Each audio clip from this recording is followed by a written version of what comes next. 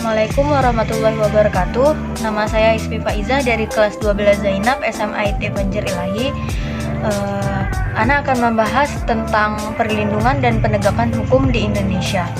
Pertama, kita akan membahas hakikat perlindungan dan penegakan hukum. Bayangkan apa yang terjadi apabila di sebuah keluarga tidak ada aturan, di sekolah tidak ada tata tertib, di sebuah negara tidak ada undang-undang, atau apa yang akan terjadi apabila setiap pelanggar dibiarkan begitu saja tanpa diberikan peringatan ataupun sanksi lainnya. Ketika hukum tidak dipatuhi atau tidak dilaksanakan dengan baik, akan terjadi kekacauan di segala bidang kehidupan. Supaya hal-hal tersebut tidak terjadi, harus diupayakan sebuah proses perlindungan dan penegakan hukum. Kita akan membahas perlindungan hukum. Sebenarnya perlindungan hukum itu apa sih?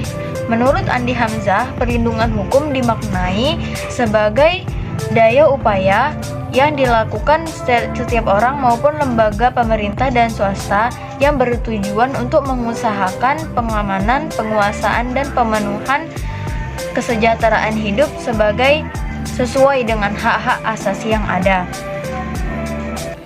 Dengan demikian, suatu perlindungan dapat dikatakan sebagai perlindungan hukum apabila mengandung unsur-unsur sebagai berikut. A. Adanya perlindungan dari pemerintah kepada warganya. Kedua, adanya jaminan kepastian hukum. Yang ketiga, berkaitan dengan hak-hak warga negara. Dan keempat, adanya sanksi hukuman bagi para pelanggar hukum. Lalu, apa yang Anda rasakan apabila ulangan yang Anda kerjakan itu, kayak kita ngerjain ulangan biasanya itu dicontek sama orang gitu, sama teman kita, terus orang yang nyontek punya kita tuh nggak ditegur sama guru.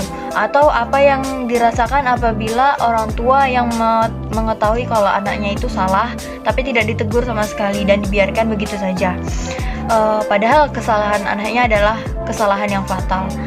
Tentu saja sebagai warga negara yang baik, Anda akan merasakan ketidaknyamanan, ketidakadilan, bahkan ketertiban pun tidak akan didapatkan.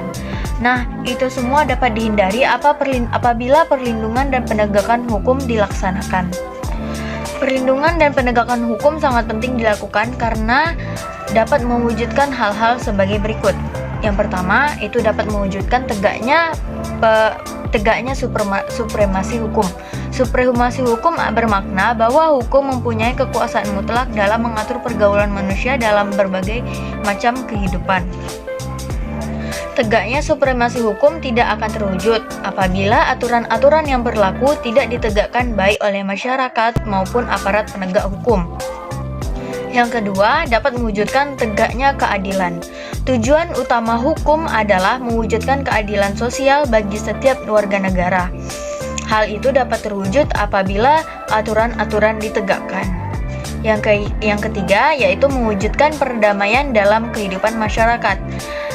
Perdamaian akan terwujud apabila setiap orang merasa dilindungi dalam segala bidang kehidupan. Menurut Sudjono Sukanto, keberhasilan proses perlindungan dan penegakan hukum tidaklah semata-mata menyangkut ditegakkannya hukum yang berlaku, akan tetapi sangat tergantung pada beberapa faktor. Faktor-faktornya adalah hukumnya. Dalam hal ini yang dimaksud adalah undang-undang yang dibuat tidak boleh bertentangan dengan ideologi negara.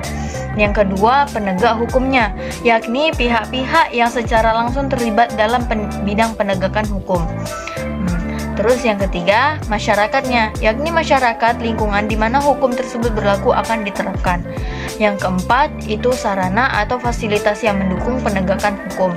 Dan yang kelima, kebudayaan, yakni sebagai hasil karya cipta dan rasa yang didasarkan pada karsa manusia di dalam pergaulan hidup.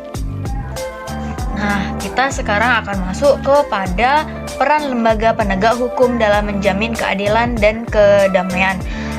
Lembaga penegak hukum itu kan banyak ya, ada Polri, ada jaksa, ada advokat, ada hakim, dan masih banyak lagi.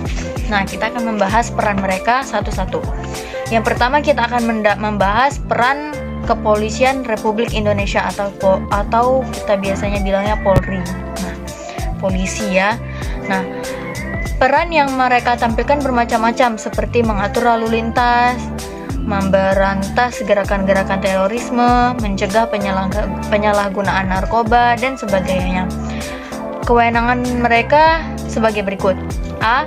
Melakukan penangkapan, penahanan, dan penggeledahan dan penyitaan.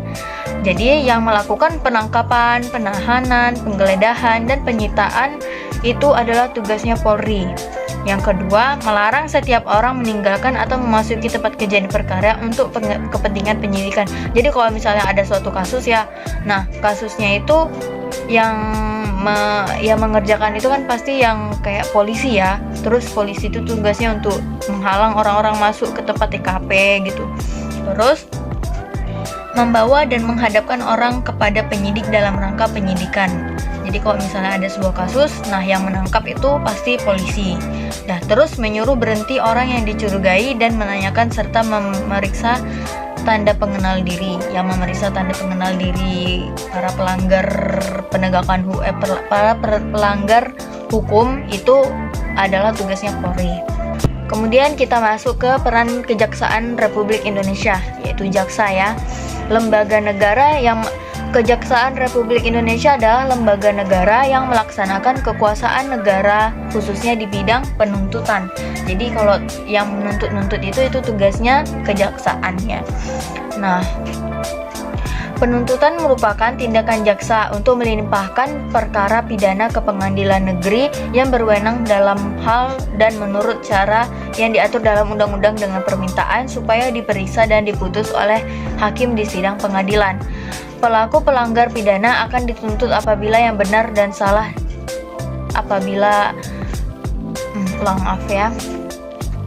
untuk memenuhi unsur-unsur tindak pidana yang disangka dengan didukung oleh barang bukti yang cukup. Didukung barang buktinya itu berupa minimalnya 2 orang saksi ya.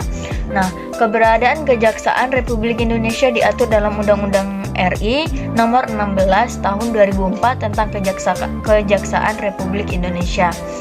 Nah, adapun yang menjadi tugas dan wewenang kejaksaan dikelompokkan menjadi 3 bidang sebagai berikut. Pertama, di bidang pidana.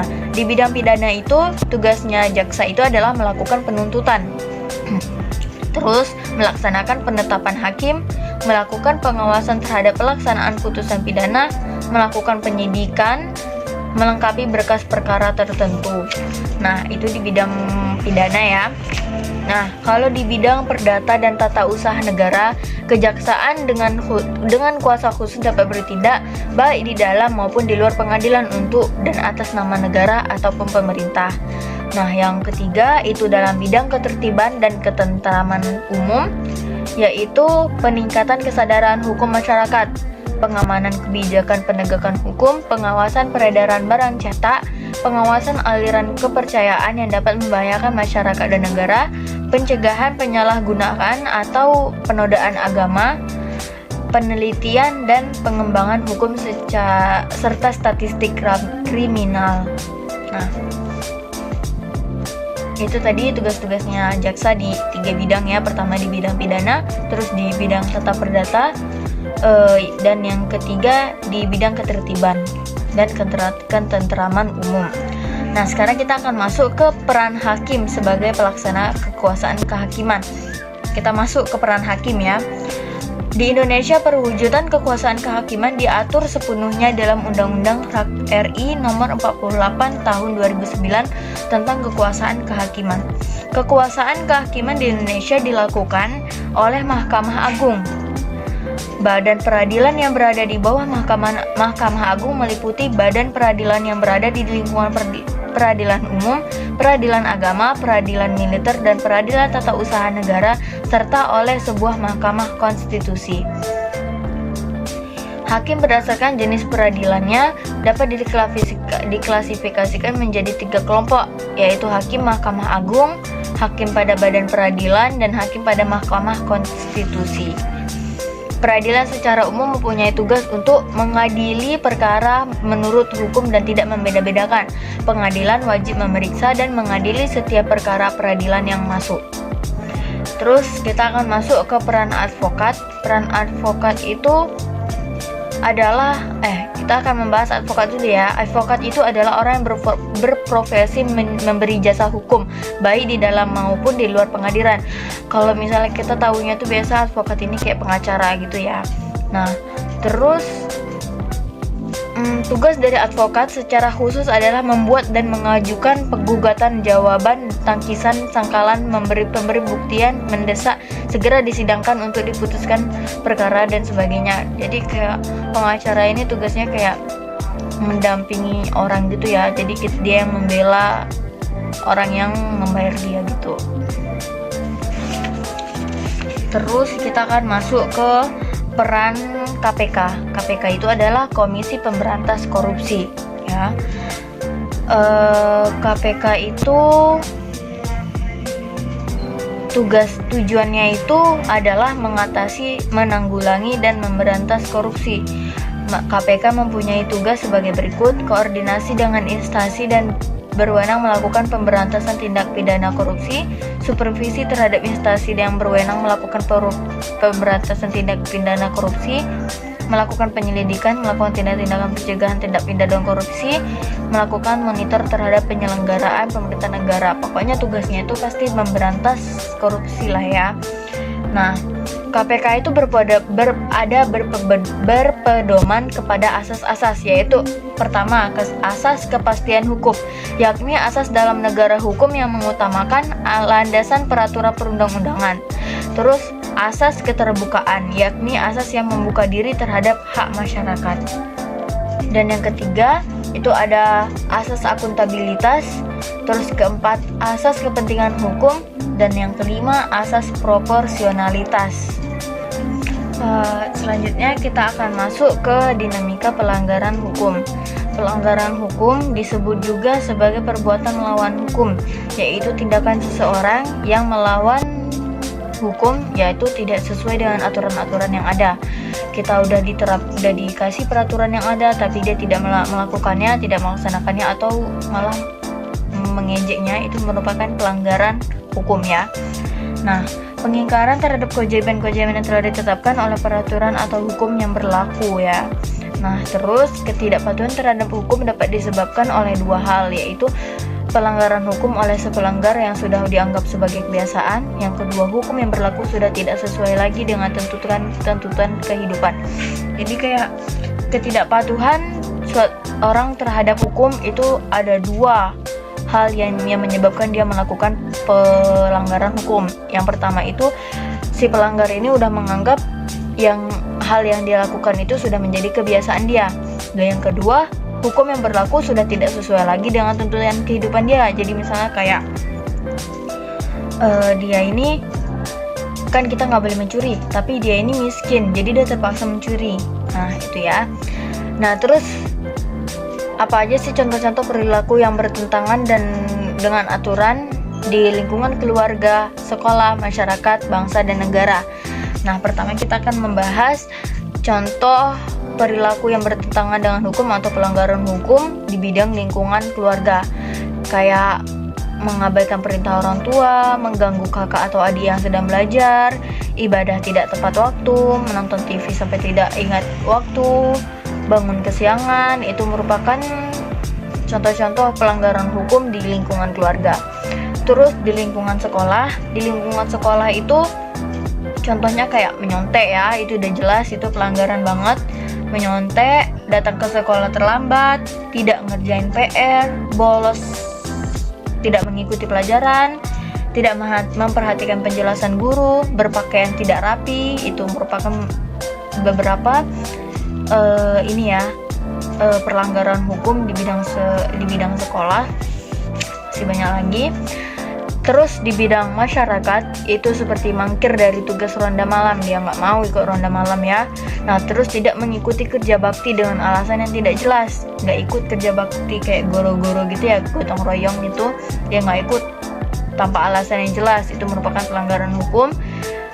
terus mengonsumsi obat-obat terlarang, melakukan perjudian, membuang sampah sembarangan. Membuang sampah sembarangan ini merupakan pelanggaran hukum yang sering terjadi ya. Terus yang selanjutnya yaitu dalam lingkungan bangsa dan negara. Contohnya itu tidak memiliki KTP, karena setiap warga negara itu pasti harus memiliki KTP setelah berumur 17 tahun. Jadi kalau misalnya dia tidak memiliki KTP, itu merupakan pelanggaran hukum. Nah, terus tidak mematuhi rambu-rambu lalu lintas. Nah, ini sering juga nih di jalanan orang-orang yang masih di bawah umur udah bawa motor ya. Terus ada juga yang nggak pakai helm atau lewatin lampu merah. Itu merupakan pelanggaran di lingkungan bangsa dan negara. Terus melakukan tindak pidana seperti pembunuhan, perampokan, penggelapan, pengedaran uang palsu, dan lain sebagainya. Itu merupakan pelanggaran hukum. Melakukan aksi teror terhadap alat-alat perlengkapan negara, tidak berpartisipasi pada kegiatan pemilu. Nah, ini yang golput ya. Yang golput ini melakukan pelanggaran hukum. Merusak fasilitas negara dengan sengaja. Nah, itu tadi contoh-contoh pelanggaran hukum di berbagai bidang kehidupan ya. Kalau tadi itu contoh-contoh pelanggaran hukum ya. Sekarang kita akan membahas contoh-contoh yang mencerminkan kepatuhan terhadap hukum. Sama kayak tadi ada 4 bidang ya, 4 bidang kehidupan. Yang pertama kita akan membahas di bidang kehidupan keluarga, lingkungan keluarga maksudnya ya. Yang pertama, mematuhi perintah orang tua, ibadah tepat waktu, mengerjakan tugas-tugas yang diberikan oleh orang tua, menghormati anggota keluarga yang lain seperti ayah, ibu, kakak. Terus yang keempat itu melaksanakan aturan yang dibuat dan disepakati oleh keluarga. Nah, yang itu di lingkungan keluarga ya. Terus kita masuk ke yang lingkungan sekolah, itu menghormati kepala sekolah, guru, dan karyawan lainnya, memakai pakaian seragam yang telah ditentukan, tidak menyontek, memperhatikan guru, mengerjakan tugas, mengikuti pelajaran sesuai dengan jadwal yang berlaku ya. Terus kita masuk ke lingkungan masyarakat. Yang pertama itu melaksanakan setiap norma yang berlaku di masyarakat.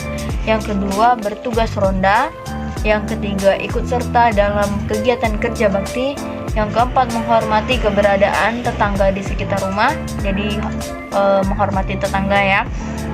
Terus yang kelima, tidak melakukan perbuatan yang menyebabkan kekacauan di masyarakat seperti tawuran ya misalnya ya. Nah, terus membayar iuran warga. Nah, terus kita masuk ke yang di bidang bangsa dan negara, itu bersikap tertib dan tidak bersikap tertib di jalan raya, mematuhi lalu lintas ya, mematuhi aturan dalam berkendara.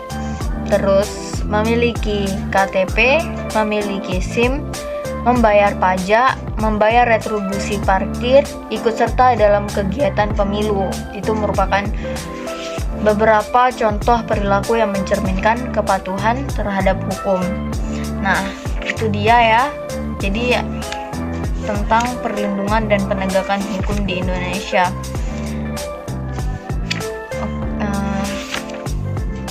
Sampai situ aja penjelasan dari saya. Wabillahi taufiq wal hidayah. Wassalamualaikum warahmatullahi wabarakatuh.